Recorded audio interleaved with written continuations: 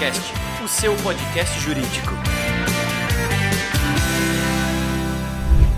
Olá, meus amigos entusiastas da inteligência jurídica, sejam muito bem-vindos a mais um episódio do Juriscast, o seu podcast jurídico. Hoje nós vamos falar sobre compliance criminal com uma especialista no tema que tem experiência prática e para isso, meus amigos, fiquem aqui porque esse episódio, assim como os outros, vai ser sensacional. Bom, antes de começar eu quero fazer um agradecimento a você que está sempre aqui ouvindo o Juriscast, nos acompanhando. Muito obrigado. Quero agradecer também ao curso de Direito da Univille, que faz questão de apoiar todas as discussões jurídicas que acontecem aqui no Juriscast e no Debate Legal, ao vivo, toda quarta às 17 horas. Muito obrigado para o curso de Direito da Univille por incentivar discussões jurídicas de tanta qualidade. Tudo bem? Por fim, quero pedir que se você estiver gostando, quiser saber mais sobre o tema, quiser sugerir algum tema, por favor, faz aí um comentário onde quer que você esteja ouvindo esse podcast. E se você, além de ouvir, você quer conhecer os nossos rostinhos, saiba que estamos no YouTube. Sim, estamos no YouTube, você pode conhecer o meu rostinho e o rostinho da nossa convidada, doutora Bruna Degani, que vai falar conosco sobre compliance criminal. E para isso, vamos apresentá-la, né? Seja bem-vinda, ela que é advogada graduada pelo CESUSC, pós-graduada em Direito do Trabalho e Processo do Trabalho pelo IBMEC, especialista em Gestão de Departamentos Jurídicos pelo INSPER. Também é presidente da Comissão de Advocacia Corporativa da OAB de Santa Catarina, gerente jurídica e DPO, Data Protection Officer, na área de tecnologia e grande entusiasta da advocacia corporativa, além, é claro, de embaixadora jurídica da ProJuris. Doutora Bruna Degani, então, vai falar sobre os desafios do compliance criminal. Em nome da audiência, em meu nome, doutora Bruna, seja muito bem-vinda ao Juriscast. Faquin, obrigada mais uma vez pela oportunidade. Quero agradecer a audiência por estar aqui conosco, nos prestigiando e espero poder contribuir ao máximo com o conteúdo compartilhado aqui com vocês e vou estar à disposição para eventuais dúvidas. Obrigada mais uma vez. Legal, vamos falar com uma DPO, gente, né? Vocês lembram lá atrás quando a gente começou a falar sobre LGPD, que a gente se perguntava, nossa, LGPD, será que vem mesmo? Será que vai vir? Será que a agência vai sair? Será que vão existir DPOs? Sim, eles existem. Temos uma aqui falando com a gente sobre compliance. Super legal. E eu gosto de começar os episódios do Juriscast com contexto para alinhamento, né? A nossa audiência é jurídica, mas nem sempre eles entendem aprofundadamente do tema que a gente vai falar. Então, antes de entrar aí nos desafios do compliance criminal, gostaria de convidar você, doutora, a fazer um alinhamento sobre compliance, né? De maneira resumida, o que é compliance e por que a gente está falando nisso e depois vamos entrar numa parte específica do compliance. O que é compliance? Você pode alinhar para a nossa audiência esse conceito? Combinado. O compliance nada mais foi um tema que foi importado do âmbito internacional, mas ele aqui no Brasil, ele surgiu em 2013 por conta do processo de Lava Jato que teve aqui no nosso país e com o surgimento da legislação da anticorrupção. E o termo compliance nada mais é do que fazer o certo, independente de ter ou não alguém vendo. E também é conhecido como integridade, fazer coisas íntegras, corretas, de forma ética, de acordo com a moral e bons costumes que a nossa sociedade sempre gera expectativa nas pessoas. Sensacional, sensacional. A gente falou muito sobre compliance aqui no Juriscast, inclusive já tivemos alguns episódios sobre compliance ao longo do ciclo de vida dessa terminologia tão importante, em especial para empresas. A gente já fez alguns episódios esclarecendo e aprofundando o tema. Então, se você aí é um entusiasta do compliance, está estudando o tema, quer saber mais sobre ele, tem outros episódios aqui do Juriscast falando sobre isso, tá? Mas, vamos ao tema do episódio, meus amigos e doutora Bruna. Hoje nós vamos falar sobre os desafios do compliance criminal e a minha pergunta, agora que já estamos alinhados, já estamos nivelados no nosso conhecimento, já entendemos que estar em compliance, né, estar alinhado aí com as melhores práticas é importante. Por que agora a gente tem que falar de compliance criminal? É algo bastante específico ou muito comum e do que se trata aqui para a gente começar a deixar a nossa audiência por dentro desse tema? O compliance criminal, ele nada mais é do que a consequência de não ter feito um programa de integridade dentro das empresas ou as pessoas terem descumprido esse programa. E a consequência é as penalidades, as sanções que essa legislação da Lei de Anticorrupção, ela deixa especificado para aquelas pessoas que não cumprirem essa legislação ou não cumprirem os programas de integridade já implantados nessas empresas. Mas, Facchini, como falei, a parte criminal é o fim, é meio que o puxão de orelha, é a consequência, mas eu sempre falo e bato na tecla de que o início do programa de compliance, quem primeiro numa empresa tem contato com esse programa, é a área trabalhista, é a área de recursos humanos, porque muitas das vezes esse programa de integridade, de compliance, ele vem no momento do onboard, da chegada desse novo colaborador na empresa. E quando esse novo colaborador ele chega, ele tem todo um kit admissional junto com o seu contrato de trabalho, que o principal documento, o primeiro contato que esse colaborador ou qualquer parte envolvida nesse processo de contratação nas empresas, ele tenha uma cláusula específica da cláusula das disposições de anticorrupção, que, em resumo, são cláusulas que deixam explícito que as partes desse contrato, independente de ser contrato de trabalho, contrato de prestação de serviço, contrato de diretor executivo, por exemplo, tem essa cláusula para dizer que as partes envolvidas nesse instrumento contratual estão comprometidas a cumprir essa legislação que eu mencionei anteriormente e as regras, padrões e procedimentos que essa empresa espera dele e que dê o conhecimento para essa pessoa sobre o mínimo que a empresa espera dele, que é cumprir com o código de conduta, com as políticas, por exemplo, de fornecimento de brindes, políticas no caso de colaborador que pode contratar um fornecedor, de não fazer direcionamento de contratações e assim sucessivamente. Mas eu também digo que o programa de compliance é um organismo vivo. Ele não é um projeto com início, meio e fim.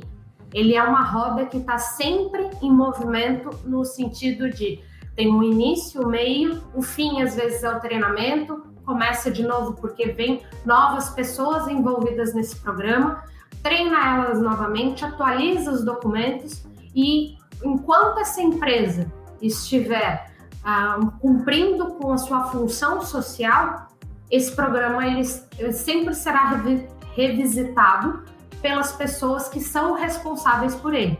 Que no início chegou a ideia de que o compliance era uma vertical dentro dos departamentos jurídicos. Hoje, devido à criticidade, ao porte que esse tema tem dentro das empresas, ela acabou se desmembrando dos departamentos jurídicos, indo para a área de governança, para as áreas de regulatórios, por conta da necessidade dessa área ficar como se fosse um guarda-chuva dentro das empresas. Não como fiscalizador, mas sim como um departamento que zela pela empresa, seja sua marca, seja seu negócio, seja pelas pessoas, porque a consequência, como eu falei, é o tema do nosso encontro de hoje, que é a penalidade, a sanção, mas o principal é o vexame, a perda de credibilidade que essa empresa e esse colaborador, esse prestador de serviço pode gerar para ele na questão de perda de credibilidade no mercado. Boa pergunta. Para você ver, eu tinha uma opinião, um entendimento diferente, né? Ou no mínimo limitado. Você citou bons exemplos, né? da área trabalhista, da área de RH de empresas que já têm interação direta com preocupações e rotinas do compliance criminal. E na minha mente eu imaginei o quê? Poxa, por conta aí da lei anticorrupção, apenas empresas que lidam com licitações, que lidam com a relação entre entes públicos é que devem se preocupar com isso. E me parece que não. Você acha que a preocupação, cuidado aí com o compliance criminal é aplicável a todo tipo de empresa ou tem determinados tipos de setores, determinados tipos de empresas com determinadas características que precisam atentar mais a esse tipo de cuidado com relação ao compliance criminal?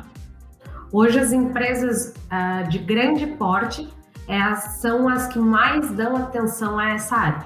Por que eu digo isso? Por conta da descentralização, na questão de não conseguir garantir a cultura da empresa em todas as suas áreas devido ao crescimento que ela teve, que gera a necessidade de treinar os colaboradores, os prestadores de serviços, diretores, investidores, sempre quando há necessidade, ocorre esse crescimento. Mas eu entendo que independente do tamanho da empresa, independente do segmento, independente das áreas de negócio, não é só porque vende para governo que precisa ter esse programa implantado, mas principalmente é de pequeno que a gente consegue plantar essa cultura de fazer o certo e quando chega num porte maior, com mais de 500 colaboradores, esse momento já faz parte da cultura, já é um organismo vivo na rotina daquela empresa. Então, independente do tamanho, em resumo, e independente do segmento, é importante ter esse programa sempre girando dentro da empresa. Olha só, você iniciou aí a sua fala comentando, né, os colaboradores, investidores, e eu estava aqui justamente pensando sobre toda empresa, além de colaboradores, né?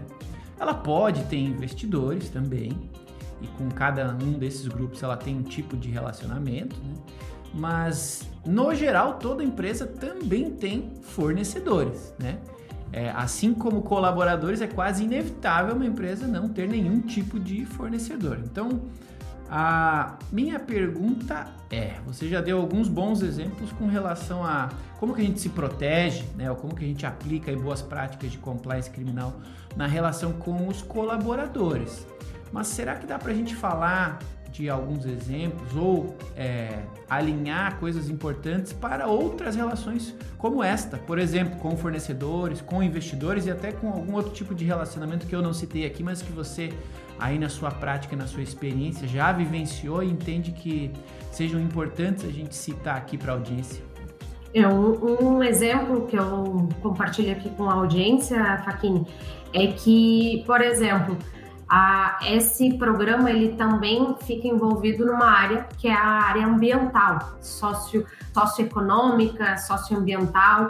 E quando a gente fala de fornecedor, um exemplo que me marcou muito a minha trajetória profissional, de ver a importância de ter essa cláusula no contrato e treinar os fornecedores, os canais que estão envolvendo, se relacionando com as empresas, foi no sentido de ser um representante um representante técnico, que ele simplesmente foi contratado para fazer a instalação do equipamento. E o que chamou a atenção do meu cliente, sabendo que a gente tinha um programa de compliance já implantado, ele se sentiu à vontade de entrar em contato com o nosso canal de denúncia e informar que não atendeu a expectativa dele e, principalmente, descumpriu o nosso programa o fato dele ter feito o descarte da caixa de papelão que estava transportando o equipamento de forma incorreta. Então, o que deixou o meu cliente insatisfeito foi o fato dele ter feito, o representante ter feito o descarte de forma incorreta na rua, sem embalar, sem entregar para um reciclado correto, para o destino, para aquele papelão não gerar toda uma consequência ambiental naquela região. Então, Então, a gente precisou fazer uma ação de advertência verbal, fazer um treinamento, uma política de como esses representantes devem fazer a instalação e os descartes dos componentes que não são necessários para ficar no equipamento quando finalizada a instalação. E ele mesmo não imaginou o quanto isso poderia gerar de transtorno naquela região, porque aí a gente precisou contratar um profissional da área ambiental para explicar quanto tempo demora para um papelão se decompor no meio ambiente. Então foi importante para mim no sentido de ver que é mais uma nova área que o compliance também fiscaliza, porque a gente já está acostumado que a reciclagem é importante para o nosso meio ambiente, mas as nossas ações diárias, elas são mais importantes ainda. É isso aí, meus amigos, essa é a doutora Bruna Degani falando com a gente sobre os desafios do compliance criminal. Sensacional, muito obrigado por estar aqui conosco, doutora Bruna, muito obrigado também a você aí da audiência que tem nos acompanhado. Deixe aqui o seu joinha no YouTube, se você estiver acompanhando a gente pelo YouTube. Deixe aí a sua avaliação das estrelinhas, se você estiver ouvindo em alguma plataforma que permite esse tipo de avaliação.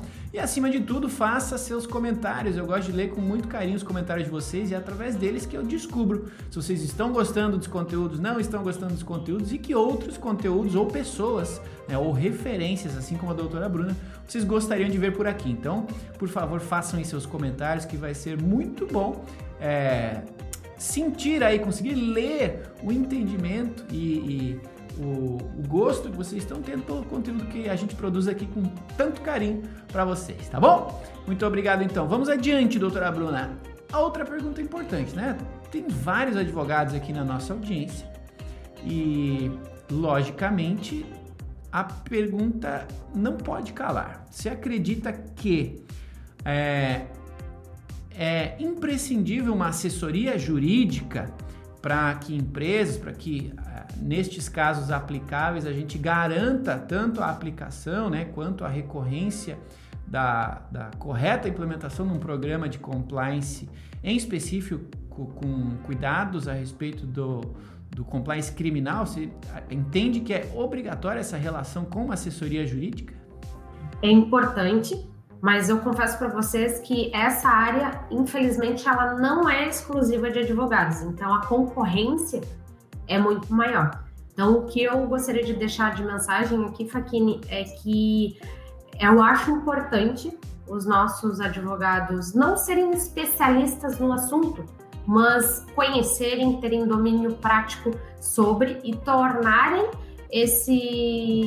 essa área como um produto dentro dos seus escritórios, por aos poucos irem modernizando a forma de atuação dentro das empresas para que esses projetos aconteçam em menos tempo, porque, como eu falei, é um organismo vivo, então a necessidade de implantar, às vezes chega para os escritórios de advocacia com uma celeridade que eles não têm condições de implantar no tempo que o cliente espera.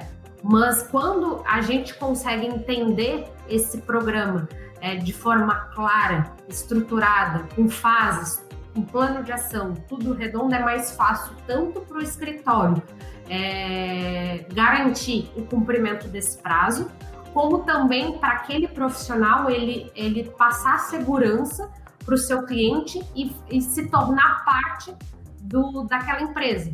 Porque, como eu falei, um escritório de advocacia, ele pode ser contratado para implantar. Depois, ele pode ser contratado para realizar os treinamentos dentro daquela empresa. Depois, ele ser responsável pelo canal de denúncia, receber as denúncias das pessoas que estão envolvidas naquela empresa.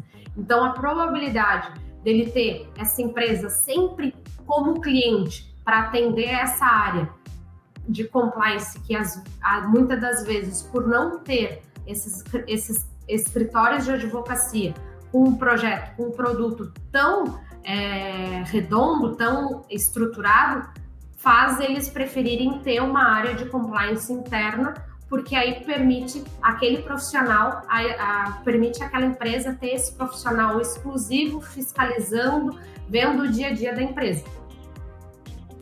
Legal, eu vou fazer a mesma pergunta, só para você confirmar ou complementar, vamos ver. Mas é que você já falou algumas coisas muito legais a respeito de uma pergunta que eu sempre gosto de fazer aqui no Juriscast, porque tem muita gente que vem ouvir o Juriscast para aprender mais sobre um assunto, às vezes até para começar a trabalhar com este assunto. E eu sempre gosto de fazer uma pergunta: como que ganha dinheiro com isso? Como que advogados ganham dinheiro com isso? Então, a assessoria jurídica, que foi o tema da minha pergunta, sem dúvida é né? Se o escritório, se o advogado tiver conhecimento para prestar assessoria jurídica na implantação de um programa de compliance, em especial que toque também a parte criminal do programa, perfeito, dá para ganhar dinheiro com isso. Como você falou, é difícil virar especialista, mas dá. Você citou outros 2 exemplos, né? Fazer treinamento, fazer alguma outra atividade relacionada ao plano. E voltando então agora para a minha pergunta original, tem alguma outra forma de advogados que estão nos ouvindo aqui pensarem: poxa, estou aqui ouvindo um podcast de compliance criminal, se eu quiser trabalhar com isso, dá para ganhar dinheiro, e o que eu tenho que fazer? Você tem alguma dica específica para dar para nossa audiência, ou os temas que você já citou anteriormente são aí a base dessa atuação? Não, Facchini, eu complementaria a minha fala anterior, porque tem várias formas de precificar esse serviço, esse produto. Por que eu digo que tem várias formas?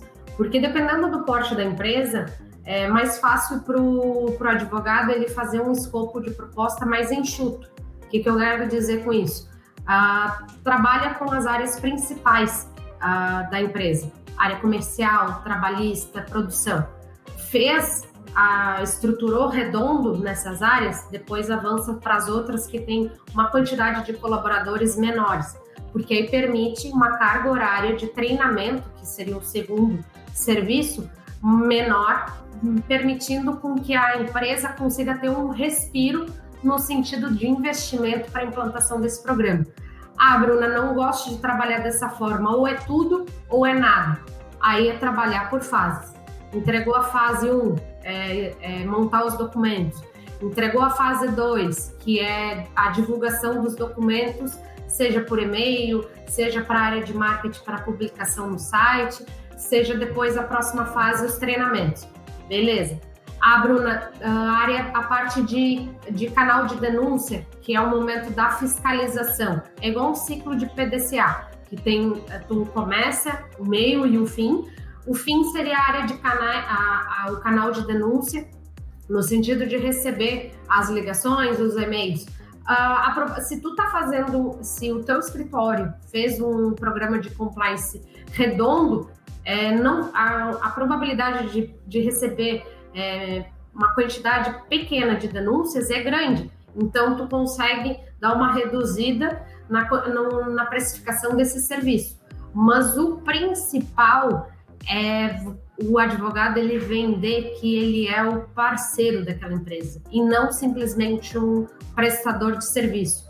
Por quê? Muitas das vezes as empresas elas preferem terceirizar para os escritórios de advocacia, não apenas pela especialização dele, e sim por não ter mão de obra, capital humano interno para operacionalizar. Então, os escritórios de advocacia, eles precisam entender que muitas das vezes eles vão ter que entrar dentro da empresa, ter um olhar crítico, clínico de determinadas situações, para que tudo isso, o advogado ele consiga dar vida para aquele documento. Quando eu falo aquele documento, é um código de conduta, é uma política de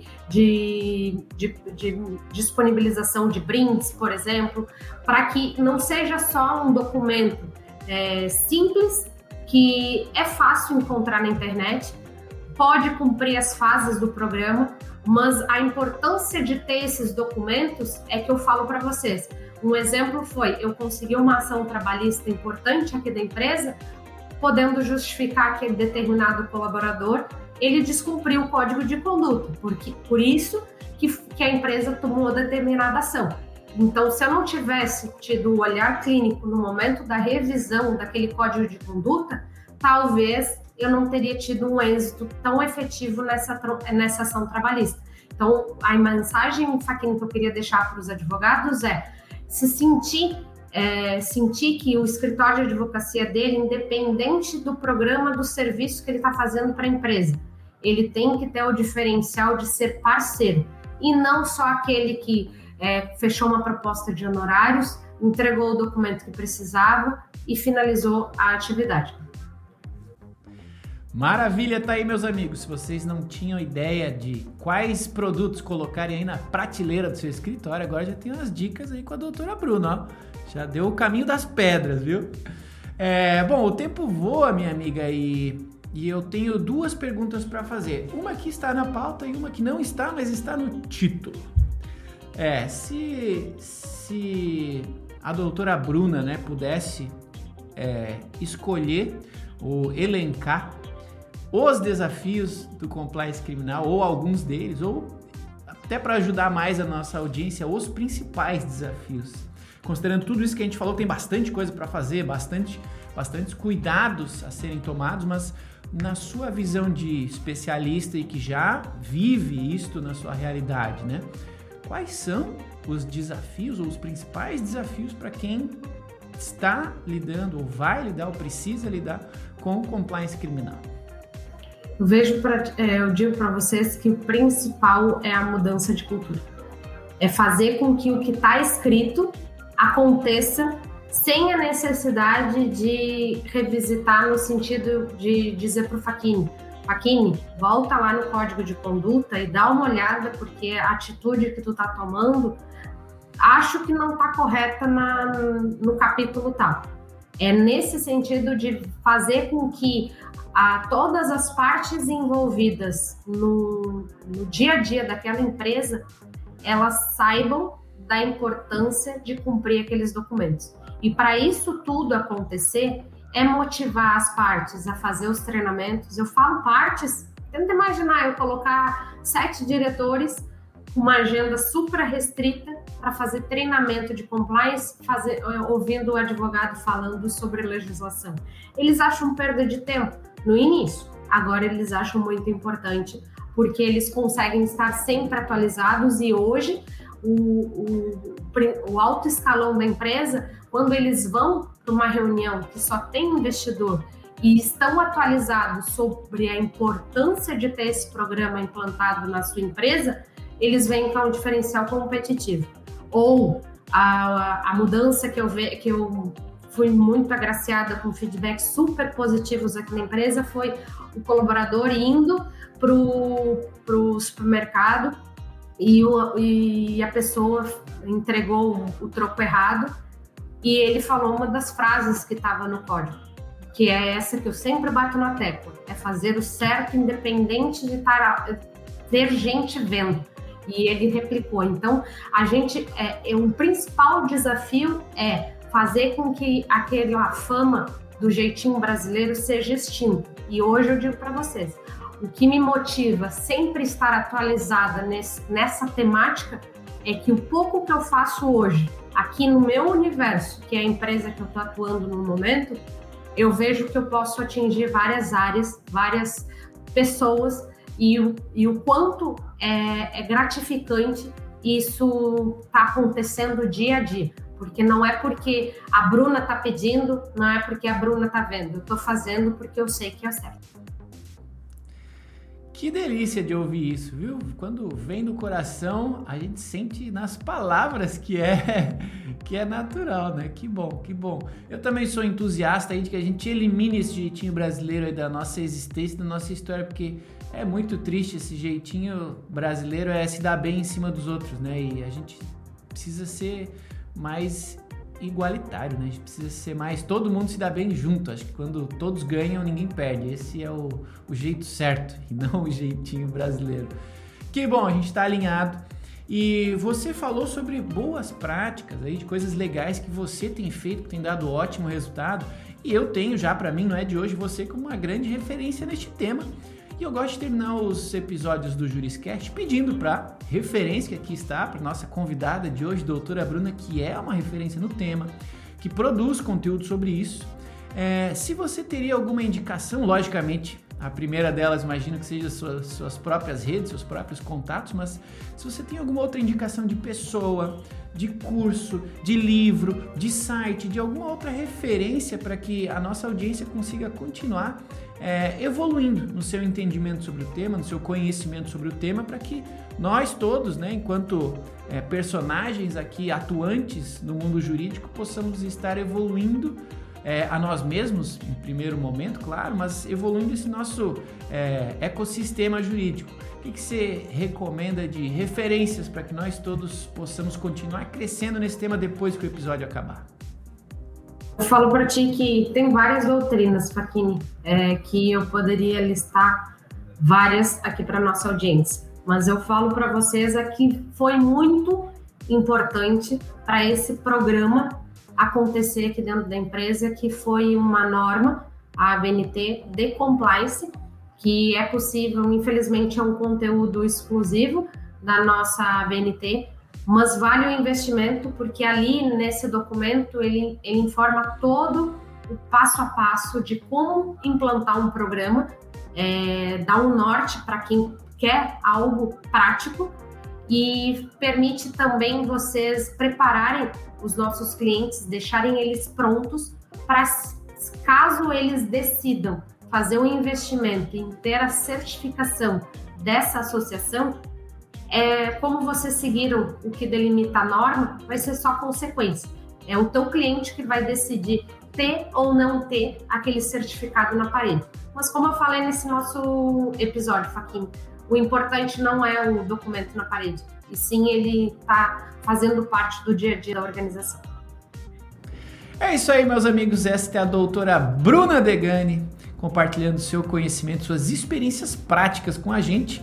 Doutora, em nome da audiência, em meu nome, em nome da ProJuris, muito obrigado por ter vindo aqui compartilhar tanto conhecimento, especialmente conhecimento prático, que ele já ajuda a audiência a sair fazendo também, né? Então, muito obrigado por ter aceito o desafio de estar aqui compartilhando conosco. Obrigado.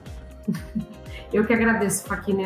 Sempre que precisar, eu estou à disposição. E se a audiência ficar com alguma dúvida, só comentar aqui no nosso vídeo, que tenho certeza que vocês me acionam para esclarecer. E nas minhas redes sociais, eu sempre estou à disposição. É um prazer ter todo mundo aqui me prestigiando e eu tendo a oportunidade de compartilhar conteúdo dia após dia, porque conteúdo compartilhado é muito melhor do que eu acabar retendo a informação e não estar fazendo a diferença.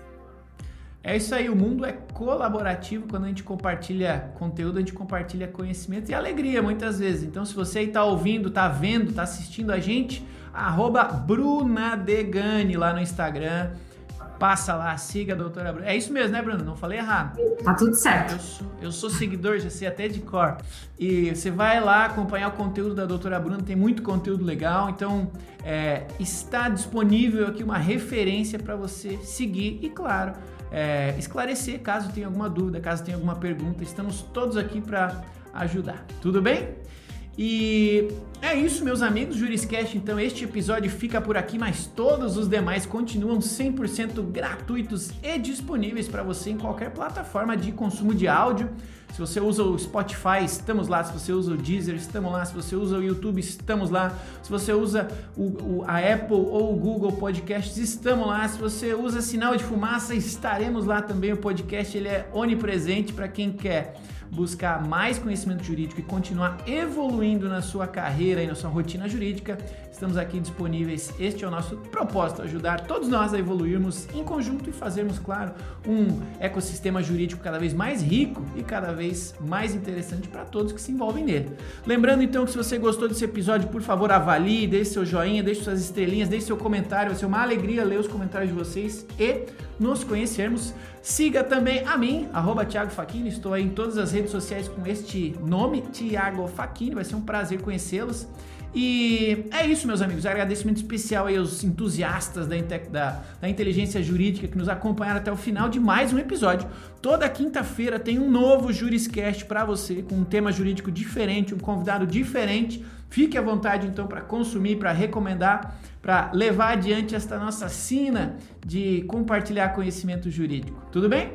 Obrigado então a todos vocês, a doutora Bruna, cada um de vocês que faz parte do Juriscast. Nos vemos quinta-feira que vem no próximo episódio do Juriscast, o seu podcast jurídico. Até lá e tchau.